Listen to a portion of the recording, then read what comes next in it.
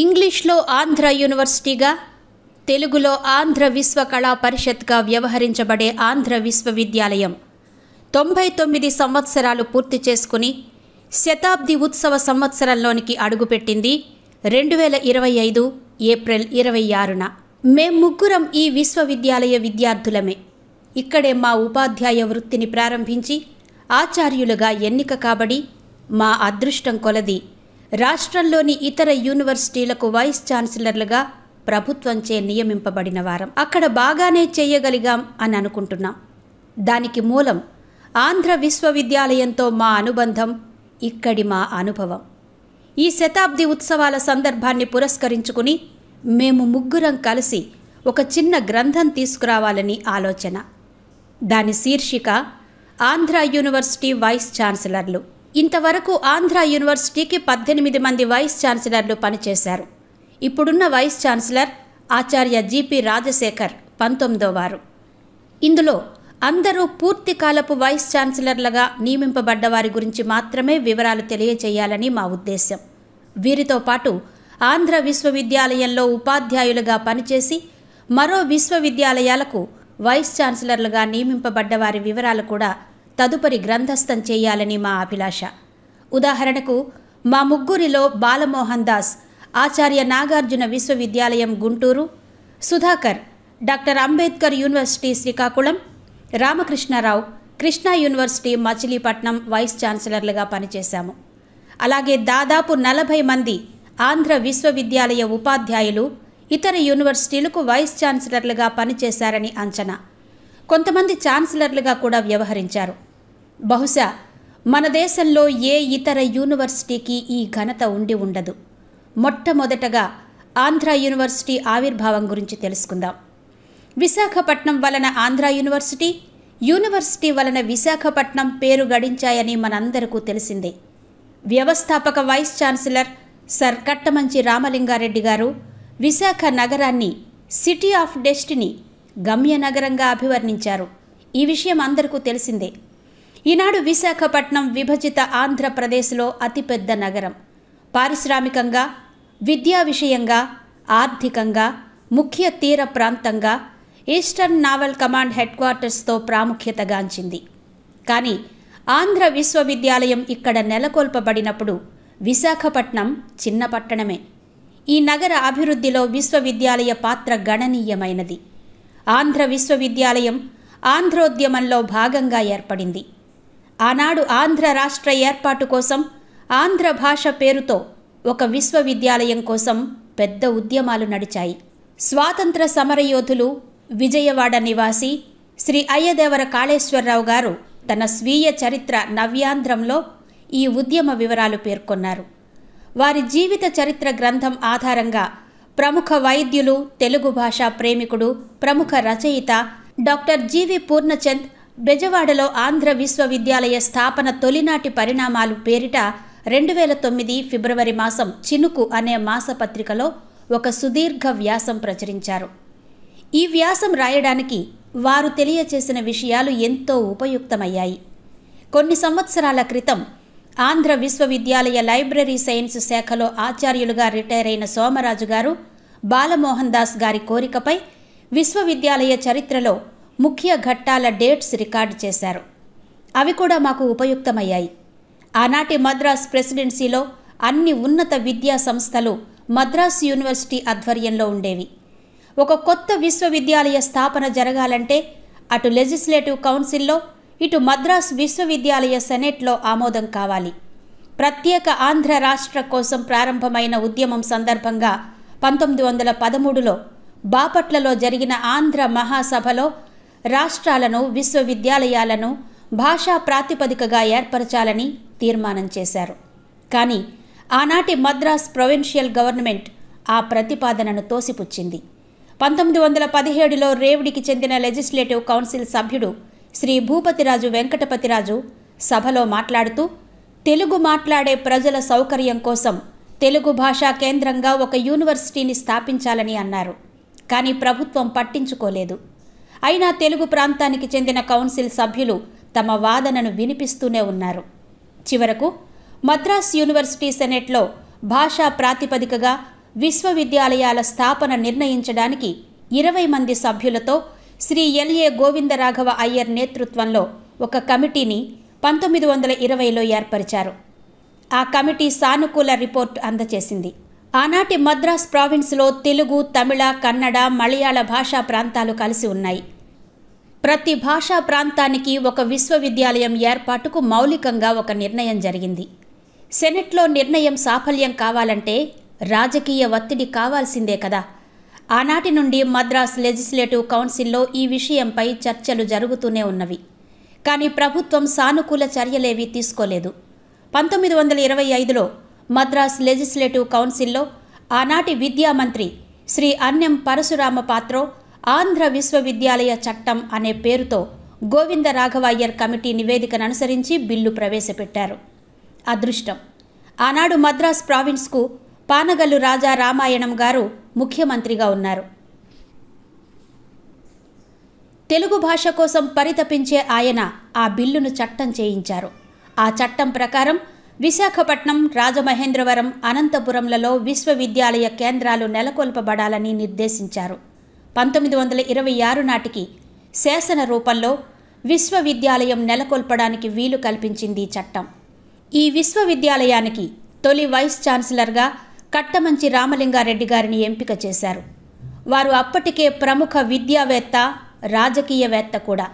1913లో మైసూర్ మహారాజా కాలేజీలో ఆచార్యుడిగా చేరి 1916లో ఆ కళాశాలకు ప్రిన్సిపాల్ అయ్యి ఆ తర్వాత మైసూర్ విద్యాశాఖలో ఇన్స్పెక్టర్ జనరల్గా పదోన్నతి పొంది తన పరిధిలోని అన్ని విద్యాలయాల్లో పంచములు చదువుకునే అవకాశం కల్పించిన మహానుభావులు. ఆ రోజుల్లో అది చాలా సాహసోపేతమైన నిర్ణయం.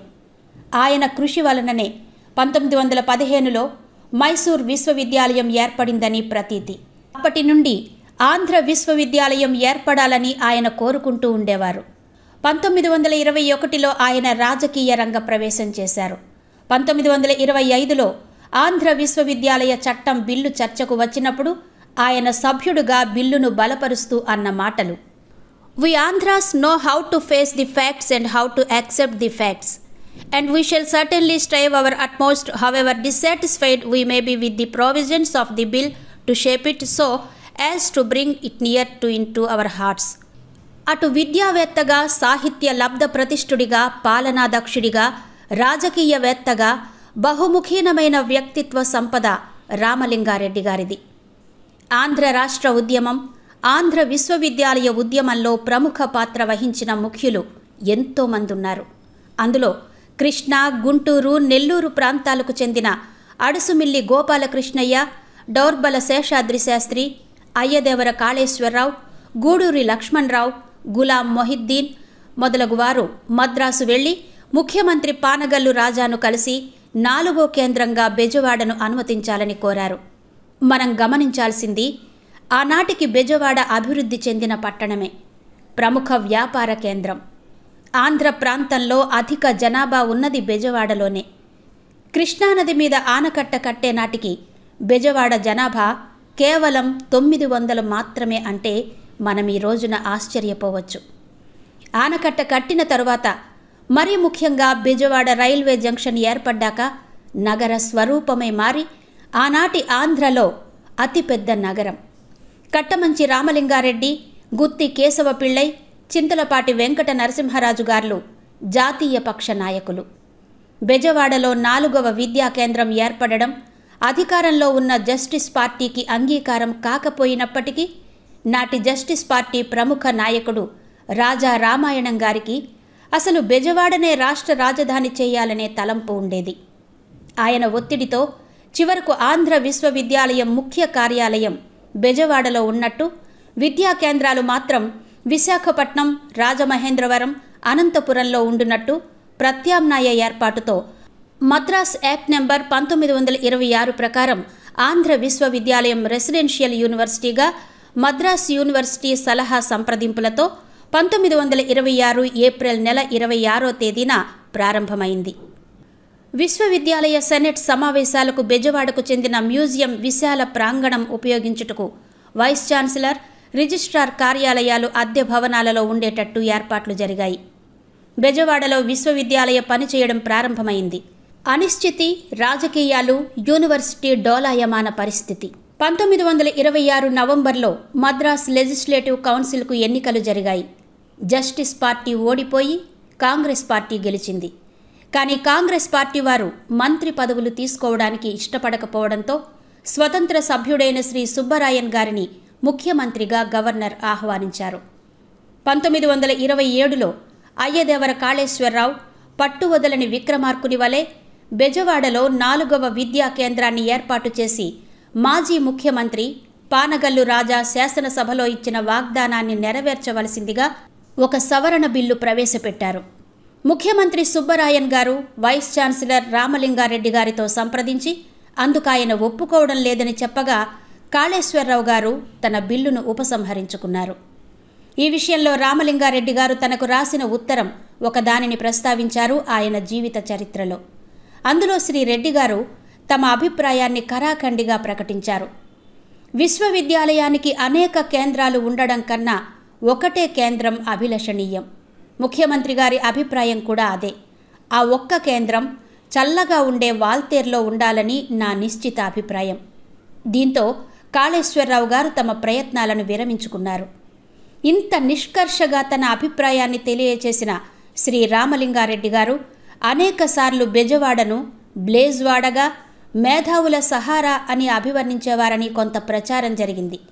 అలా అని ఆయనకు బెజవాడ అంటే అయిష్టమేమీ లేదు. నిజానికి కృష్ణా జిల్లాతో బెజవాడతో వారికి ముఖ్య సంబంధాలున్నవి. కౌతవరంలో తొలి సహకార సంఘం Andhra Lakshmi industrial company limited స్థాపించిన శ్రీ కట్టమంచి కోదండరెడ్డి గారు రామలింగారెడ్డి గారికి స్వయాన సోదరులు. ఆయన అదే సమయంలో బెజవాడ మున్సిపాలిటీకి వైస్ చైర్మన్గా ఉన్నారు. కేదారేశ్వరపేటలో సిమెంట్ ఫ్యాక్టరీ వారిదే. కార్మికుల భద్రత కోసం కేదారేశ్వరపేట రైల్వే గేట్ను ఆయనే నిర్మింపచేశారు. రామలింగారెడ్డి గారికి బెజవాడ మీద ప్రత్యేకమైన విద్వేషం అంటూ ఏమీ లేదు. విశ్వవిద్యాలయాన్ని ఎక్కడ ఖాయపరుస్తారు అని విశ్వవిద్యాలయ పాలకవర్గంలో అసహనం చోటు చేసుకున్నది. స్వంత భవనాలు నిర్మించాలని నిర్ణయాలు కూడా ఏమీ లేవు. విశ్వవిద్యాలయానికి ఎన్ని విద్యా కేంద్రాలు ఉండాలో అభిప్రాయం చెప్పండని పాలకవర్గ సమావేశం ఏర్పరిచారు వైస్ ఛాన్సలర్ గారు. విశ్వవిద్యాలయానికి ఎన్ని విద్యా కేంద్రాలు ఉండాలో అభిప్రాయం చెప్పండని పాలకవర్గం సమావేశం ఏర్పరిచారు వైస్ ఛాన్సలర్ గారు. శ్రీ లక్కరాజు సుబ్బారావు గారు బెజవాడలో 4వ విద్యా కేంద్రం ఉండాలని తీర్మానం ప్రవేశపెట్టగా పాలకవర్గం ఆమోదించిన విద్యాశాఖ ముఖ్య కార్యదర్శి తదితర విద్యాధికారులు వ్యతిరేకించారు. అంతగా కావాలంటే రాజమహేంద్రవరంలో ఉన్న దానిని బెజవాడకు మార్చుకోమని సలహా ఇచ్చారు. ఇంకో సలహా కూడా బెజవాడలో ఉన్న ముఖ్య కార్యాలయాన్ని రాజమహేంద్రవరంకు మార్చుకోండి అని. ఈ సలహా ప్రాచుర్యం పొంది న్యాపతి సుబ్బారావు, మద్దూరి అన్నపూర్ణయ్య మా రాజమహేంద్రవరానికి మార్చండి అని ఒక చిన్నపాటి ఉద్యమం మొదలుపెట్టారు.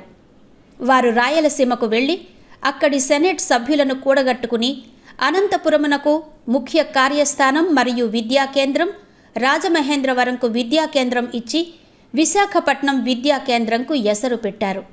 అలా తీర్మానం కూడా చేసి మద్రాస్ ప్రభుత్వానికి పంపారు.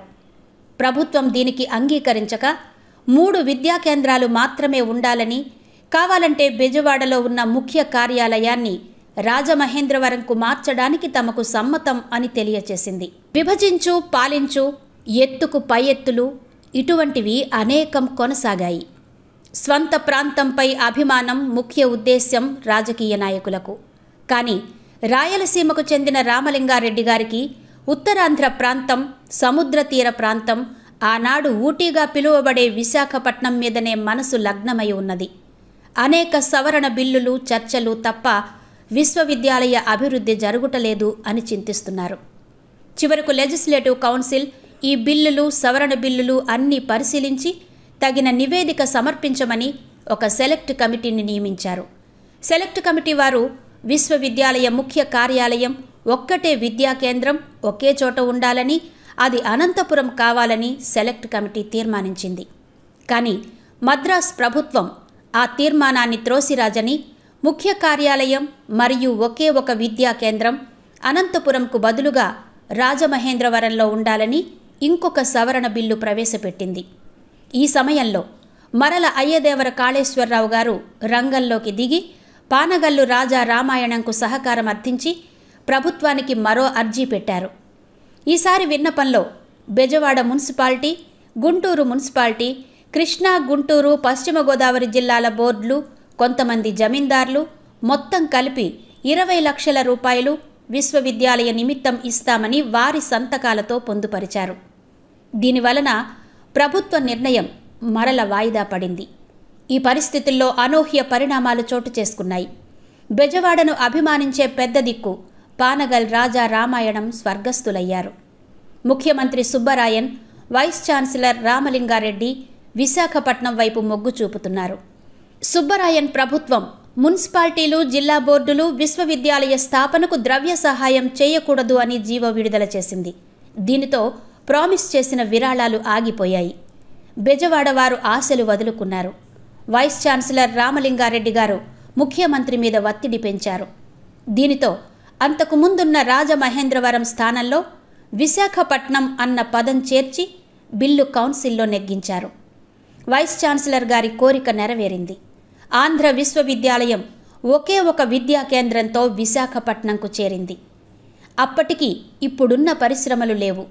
విశాఖ పోర్ట్ ట్రస్ట్ 1933లో, సింధియా స్టీమ్ నావిగేషన్ కంపెనీ, నేటి హిందుస్థాన్ షిప్ యార్డ్ 1941లో, కార్టెక్స్ ఆయిల్స్ లిమిటెడ్, ఈనాటి హిందుస్థాన్ పెట్రోలియం లిమిటెడ్ 1957లో, ఇవన్నీ ఆంధ్ర విశ్వవిద్యాలయం తర్వాతనే విశాఖలో ప్రారంభించబడ్డాయి.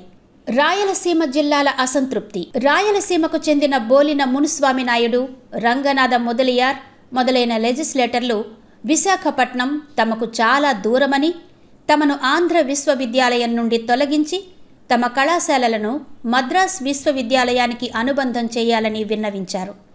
రంగనాథ మొదలియార్ తన మంత్రి పదవికి రాజీనామా సమర్పించారు. సుబ్బరాయన్ ఈ విన్నపానికి అంగీకరించారు. దాంతో నెల్లూరు నుండి మొదలై రాయలసీమ ప్రాంతాలలో ఉన్న కళాశాలలకు ఆంధ్ర విశ్వవిద్యాలయంతో అనుబంధం తెగిపోయింది. ఉత్తరాంధ్ర, గోదావరి, కృష్ణా, గుంటూరు, ఒంగోలు ప్రాంతాలకు పరిమితమై ఆంధ్ర విశ్వవిద్యాలయం విశాఖపట్నంలో నెలకొల్పబడినది. దాదాపు 4 సంవత్సరాలు రాజకీయ క్రీడ సాగింది. అసహనంగా ఉన్నా తన పట్టుదల నెరవేర్చుకున్నారు సర్ కట్టమంచి రామలింగారెడ్డి గారు. రతనాల రాయలసీమకు చెందిన ఆయన మంచి వాతావరణంతో అలరారుతున్న అలల తీరానికి చేర్చారు విశ్వవిద్యాలయాన్ని.